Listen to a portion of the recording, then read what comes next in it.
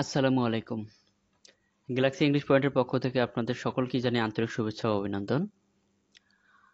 আমরা আজকে ভয়েসের ৩ নাম্বার ক্লাস শিখতে চলেছি।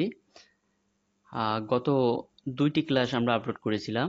একটি হচ্ছে বেসিক, অর্থাৎ ভয়েস চেঞ্জিং এর ক্ষেত্রে যে বেসিক বিষয়গুলো জানতে হয় সেটা এবং টেন্স অনুযায়ী যে পরিবর্তন করতে হয়, অর্থাৎ ৯টি টেন্স অনুযায়ী পরিবর্তন করা, সেটি আমরা কিন্তু আপলোড করে দিয়েছি। সো ১ নাম্বার এবং ২ নাম্বার ক্লাসের লিংক আমি ডেসক্রিপশন বক্সে দিয়ে দেব। অবশ্যই আপনারা দেখে নেবেন। তাহলে এই ক্লাসটা বুঝতে আরো অনেক বেশি সুবিধা হবে। সো আসেন আজকে শিখব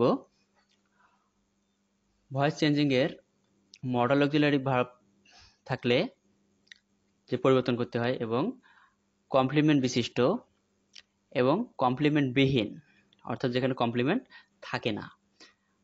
এবং ৪ নম্বরে হচ্ছে রিফ্লেক্সিভ প্রোনাউন যুক্ত। দেখেন, মডাল অক্সিলারি ভার্ব, অর্থাৎ আমরা জানি মডাল অক্সিলারি ভার্বগুলো হচ্ছে may, might, can, could, shall, should, will, would, ought to, use to, going to ইত্যাদি ইত্যাদি।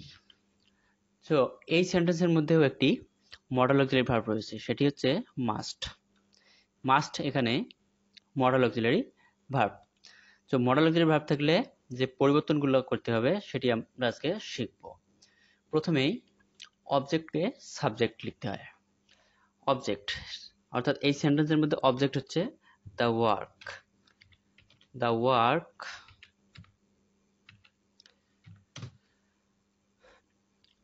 আচ্ছা, অবজেক্ট লিখলাম সাবজেক্ট হিসেবে। এবার মাস্ট, অর্থাৎ মডাল অক্সিলারি ভার্ব যা আছে তাই লিখতে হবে। মাস্ট এর পরবর্তীতে একটি ওয়ার্ড যুক্ত করতে হবে, সেটি হচ্ছে বি। অর্থাৎ কোনো মডাল অক্সিলারি ভার্ব থাকলে তার পরে বসে বি। আচ্ছা, মাস্ট বি, এখানে ডু একটি মেইন ভার্ব, অর্থাৎ মেইন ভার্বের পাস্ট পার্টিসিপল ফর্ম, অর্থাৎ ডু এর পাস্ট পার্টিসিপল ফর্ম হচ্ছে ডান। এরপর প্রিপজিশন বাই, এরপরে ইউ রয়েছে এখানে সাবজেক্ট, ইউ এর অবজেক্টিভ ফর্ম হচ্ছে ইউ।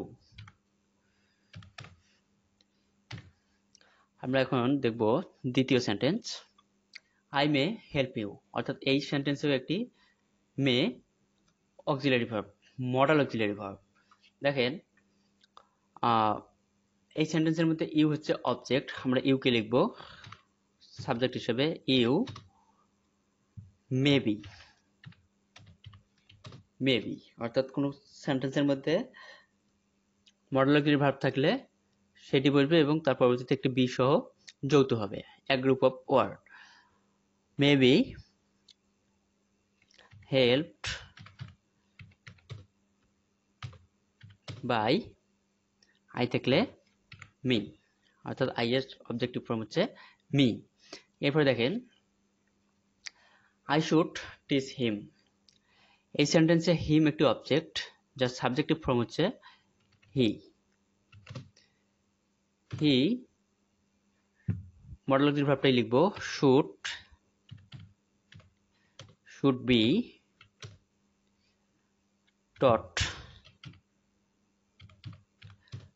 taught by me। ব্যাস হয়ে গেল। সো মডেল অক্সিলারি ভার্ব থাকলে আমরা যেভাবে পরিবর্তনগুলো করতে হবে আরেকবার মনে করে দিচ্ছি। যেমন মডেল অক্সিলারি ভার্ব যদি কোনো সেন্টেন্সে থাকে, সেখানে অবজেক্টকে সাবজেক্ট হিসেবে লিখতে হবে, প্লাস ওই সেন্টেন্সের মডেল অক্সিলারি ভার্বটি বসবে, সাথে একটি বি যুক্ত হবে। এরপরে ওই সেন্টেন্সের মেইন ভার্বের পাস্ট পার্টিসিপল ফর্ম বসবে বা ৩ নাম্বার ফর্ম বসবে। এরপরে প্রিপজিশন বসবে, এরপরে সাবজেক্টের অবজেক্টিভ ফর্ম বসবে। আচ্ছা, এখন দেখব কমপ্লিমেন্ট বিশিষ্ট কোয়াসি প্যাসিভ, অ্যাক্টিভ থেকে প্যাসিভে রূপান্তর। তার আগে আমরা জানবো যে কমপ্লিমেন্ট কাকে বলে। আচ্ছা, কমপ্লিমেন্টের বিভিন্ন সংজ্ঞা থাকতে পারে, তার মধ্যে একটু সহজ ভাষায় আমি সংজ্ঞাটা লেখার চেষ্টা করেছি। যেমন কমপ্লিমেন্ট, যার অর্থ হচ্ছে পরিপূর্ণ বা পরিপূরক, অর্থাৎ সাবজেক্ট এবং অবজেক্ট একই অর্থ প্রকাশ করে। যা সেন্টেন্সের পরিপূরক হিসেবে কাজ করে। তো কি বললাম যে সাবজেক্ট এবং অবজেক্ট একই অর্থ প্রকাশ করে। এর মানে এই নয় যে ওয়ার্ড দুটি একই, কখনো কখনো হতেই পারে কিন্তু সবসময় না, কিন্তু তার অর্থটা কিন্তু একই হবে। যেমন একটি এক্সাম্পল লিখেছি, he is student. He is student অর্থাৎ হি এখানে যে ব্যক্তিটা সেই হচ্ছে কিন্তু স্টুডেন্ট, আবার স্টুডেন্টটা যে সেই কিন্তু হচ্ছে হি, অর্থাৎ সাবজেক্ট এবং অবজেক্ট অর্থটা কিন্তু একই হচ্ছে বা একইভাবে প্রকাশ করছে, অর্থাৎ এটি একটি কমপ্লিমেন্ট। তো আমরা প্র্যাকটিসের মাধ্যমেই আরো অনেকটাই ক্লিয়ার হব। দেখেন কমপ্লিমেন্ট বিশিষ্ট, যেমন ফায়ার ফিলস সফট। আমরা জানি ফায়ার তো আগুন, আগুন কিন্তু উত্তপ্ত বা গরম, এবং হট অর্থ গরম। কিন্তু দেখেন এই সেন্টেন্সে সাবজেক্ট এবং অবজেক্ট অর্থটা কিন্তু একই, কারণ দুটি কিন্তু গরম জাতীয়। তো এ জাতীয় সেন্টেন্স আমাদের রূপান্তর করতে হলে যা করতে হবে সেটি হচ্ছে প্রথমেই দেখব, পুরো সেন্টেন্সটাই লিখব, ফায়ার ফিলস হট হট। এখন যা আমাদের করতে হবে, হোয়েন সাবজেক্টের জন্য ইট, এরপরে যেহেতু ভার্বের বেস ফর্ম বা প্রেজেন্ট ফর্ম রয়েছে ফিলস, এই জন্য ইজ হবে। আমরা জানি যে ভার্বের সঙ্গে মানে একই সাথে প্রেজেন্ট একই সাথে এজ যুক্ত হতে পারে, সেটি হচ্ছে ভার্বের base form. When it is, এই ভার্বের অর্থাৎ ফিল এর পাস্ট পার্টিসিপল ফর্ম হচ্ছে felt.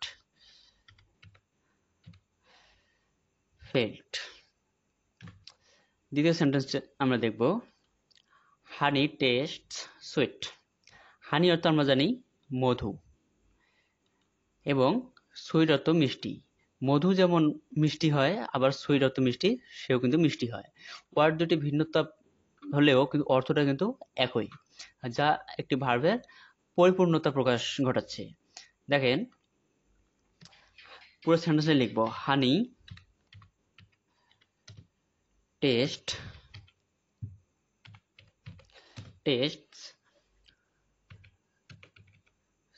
sweet when it is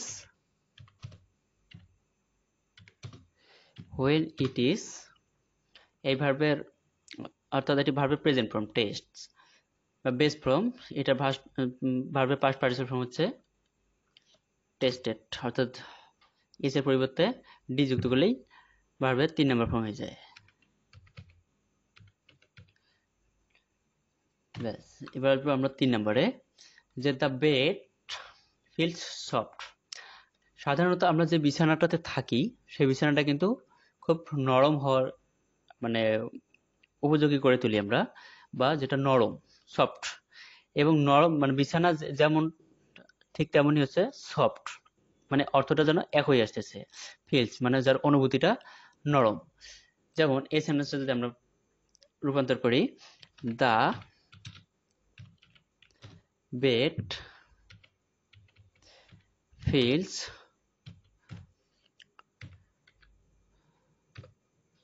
soft when it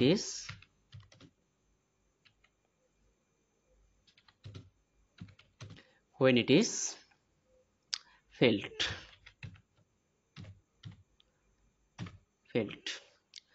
তো দেখেন কমপ্লিমেন্ট বিশিষ্ট কোয়াসি প্যাসিভ যুক্ত অ্যাক্টিভ টু প্যাসিভ করার ক্ষেত্রে আমরা কি কি পরিবর্তনগুলো করতে পারি। কমপ্লিমেন্ট বিশিষ্ট সেন্টেন্সে আমরা পুরো সেন্টেন্সটাই হুবহু লিখব। এরপর যা করতে হবে, একটি হোয়েন বসাতে হবে, এরপর সাবজেক্ট অনুসারে ইট অথবা দে বসাতে হবে। যেহেতু এটি সিঙ্গুলার নাম্বার এই জন্য ইট, এরপরে ভার্ব এর প্রেজেন্ট ফর্ম সেজন্য ইজ, ভার্বের পাস্ট ফর্ম হলে আমরা বসাবো আর, ওয়াজ, যেমনটা হতে পারে। এরপরে আমরা যেটা করব সেটি হচ্ছে ভার্বের পাস্ট পার্টিসিপল ফর্ম বসাবো, অর্থাৎ এরকম করে একটা কমপ্লিমেন্ট বিশিষ্ট সেন্টেন্সকে অর্থাৎ অ্যাক্টিভ থেকে প্যাসিভে আমরা রূপান্তর করতে পারি। এবার আমরা দেখব কমপ্লিমেন্ট বিহীন, অর্থাৎ যে সেন্টেন্সটাতে কমপ্লিমেন্ট থাকে না। তো দেখি কমপ্লিমেন্ট কোন সেন্টেন্সটাতে নাই এবং আমরা কিভাবে করতে পারি। যেমন দ্য হাউস ইজ বিল্ডিং। আমরা জানি প্রতিটি বাড়ি কিন্তু বিল্ডিং হয় না, কারণ কাঠ, বাঁশ বা টিন দিয়েও তৈরি হতে পারে। সেক্ষেত্রে এই সেন্টেন্সে অর্থবহ কিন্তু হচ্ছে না বা পরিপূর্ণ হচ্ছে না, যেটি কমপ্লিমেন্ট নয়, অর্থাৎ এটি কমপ্লিমেন্ট বিহীন। এরপরে দেখেন দ্য কাউস আর মিল্কিং। আমরা জানি প্রতিটি গাভী দ্বারা কিন্তু দুধ দহন করা যায় না, বা প্রতিটি গরু আমরা কিন্তু দুধ দহন করতে পারি না, অর্থাৎ এটি কমপ্লিমেন্ট বিহীন। এরপর আসেন দ্য বুক ইজ প্রিন্টিং। বইটা যদি আমরা প্রিন্ট না করি বা না লিখি, সেক্ষেত্রে কিন্তু বইটা নিজে নিজেই কিন্তু প্রিন্ট হতে পারে না। সো এই তিনটি সেন্টেন্সে হচ্ছে কমপ্লিমেন্ট বিহীন। আমরা দেখি যে কমপ্লিমেন্ট বিহীন কোনো সেন্টেন্সকে যা অ্যাক্টিভ থেকে প্যাসিভে আমরা কিভাবে রূপান্তর করতে পারি। আচ্ছা, সেন্টেন্সটা লেখা আরম্ভ করি। দ্য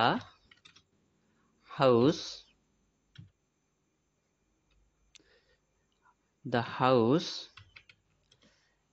উক্ত সেন্টেন্সটি প্রেজেন্ট, যেখানে ইজ রয়েছে।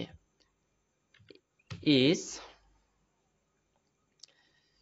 বিং, অর্থাৎ এই যে বিল্ডিং এর সাথে আইএনজি রয়েছে, অর্থাৎ কমপ্লিমেন্ট বিহীন প্রতিটি সেন্টেন্সে আইএনজি থাকবে, এজন্য আমাদের বিং বসাতে হবে। বিং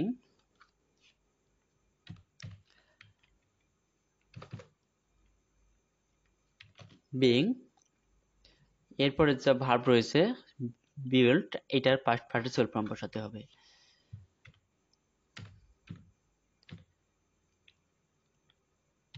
বিল্ট, অর্থাৎ বিল্টের পাস্ট পার্টিসিপল হচ্ছে বিল্টেড। এরপর দেখেন দ্য কাউস আর মিল্কিং। আসেন আমরা লিখব দ্য কাউস আর বিং, যেহেতু আইএনজি রয়েছে, বিং মিল্কড, অর্থাৎ মিল্কের পাস্ট পার্টিসিপল ফর্ম হচ্ছে মিল্কড। 3 নম্বর সেন্টেন্সে দেখি যে দ্য বুক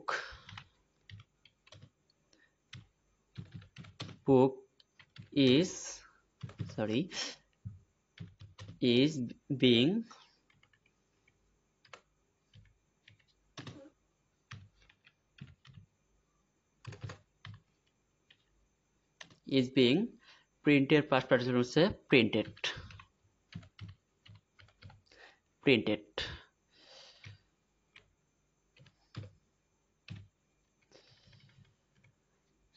তো এখন আমরা দেখব কমপ্লিমেন্ট বিহীন সেন্টেন্সগুলো আসলে কিরকম করে পরিবর্তন হয়েছে।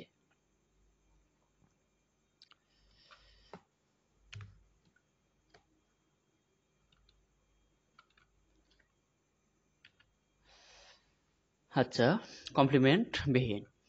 The house is building. আমি পূর্বেই বলেছি যে এটি কমপ্লিমেন্ট বিহীন, কারণ প্রতিটি বাড়ি কিন্তু বিল্ডিং হয় না। দেখেন প্রথমে যেটা পরিবর্তন করতে হবে, পুরো সেন্টেন্সটাই লিখতে হবে। ভার্ব পর্যন্ত পুরো সেন্টেন্সটাই লিখতে হবে। যেমন এই সেন্টেন্সের ভার্ব পর্যন্ত হচ্ছে দ্য হাউস ইজ, এরপরে ভার্বের সাথে আইএনজি আছে বলেই আমরা বিং নিয়েছি। এরপরে ওই ভার্বের আবার পাস্ট পার্টিসিপল ফর্ম বসিয়েছি।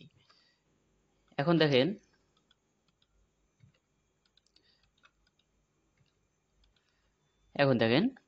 রিফ্লেক্সিভ প্রোনাউন যুক্ত। আমরা জানি রিফ্লেক্সিভ প্রোনাউন যে ওয়ার্ডগুলো, সেটি হচ্ছে হিমসেলফ, হারসেলফ, দেমসেলফ, দেয়ারসেলফ ইত্যাদি ইত্যাদি। তো এই সমস্ত সেন্টেন্স আমাদের পরিবর্তন করতে যেটির প্রয়োজন হয়, সেটি হচ্ছে প্রথমে সাবজেক্ট লিখতে হয়। যেমন এই সেন্টেন্সের সাবজেক্ট হচ্ছে নাকিব, এবং সেন্টেন্সটি রয়েছে পাস্ট ফর্মে, যেহেতু ইডি যুক্ত রয়েছে, এজন্য ওয়াজ,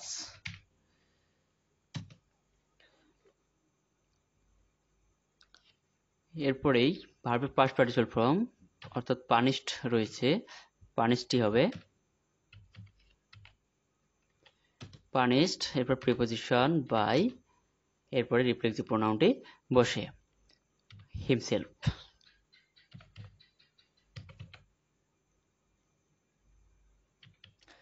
হিমসেলফ। এরপরে আমরা দেখব যে শুভ, অর্থাৎ এই সেন্টেন্সে সাবজেক্টটি লিখব শুভ। এই সেন্টেন্সটিও পাস্ট ফর্মে রয়েছে, এজন্য ওয়াজ। এবার ভার্বের পাস্ট পার্টিসিপল ফর্ম অর্থাৎ কিল আছে, সরি কিল টেট আছে, যেটা আছে সেটাই বসাবো। বাই প্রিপোজিশনের বাই শুভ।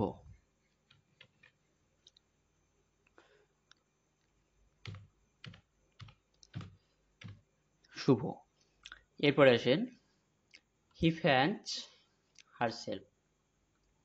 এই সেন্টেন্সটা প্রেজেন্ট ফর্মে রয়েছে। আমরা কোনো টেন্স আইডেন্টিফাই করতে গেলে অবশ্যই আমাদের ভার্ব আইডেন্টিফাই করতে হবে, অর্থাৎ এটি ভার্বের প্রেজেন্ট ফর্ম। অর্থাৎ সাবজেক্ট আগে লিখতে হবে হি ইজ ফ্যান্ড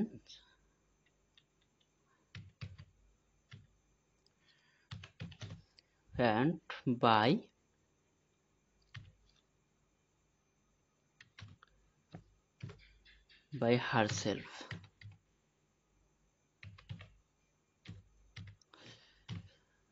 তো এই হচ্ছে রিফ্লেক্সিভ প্রোনাউনের ক্ষেত্রে, যে প্রথমে সাবজেক্ট যা আছে তাই বসাবো, এরপরে টেন্স অনুযায়ী সাহায্যকারী ভার্ব বসাবো, এরপরেই ভার্বের পাস্ট পার্টিসিপল ফর্ম, অর্থাৎ ভার্বের পাস্ট পার্টিসিপল ফর্মে রয়েছে, আমরা ভার্বের পাস্ট পার্টিসিপল ফর্ম বসিয়েছি।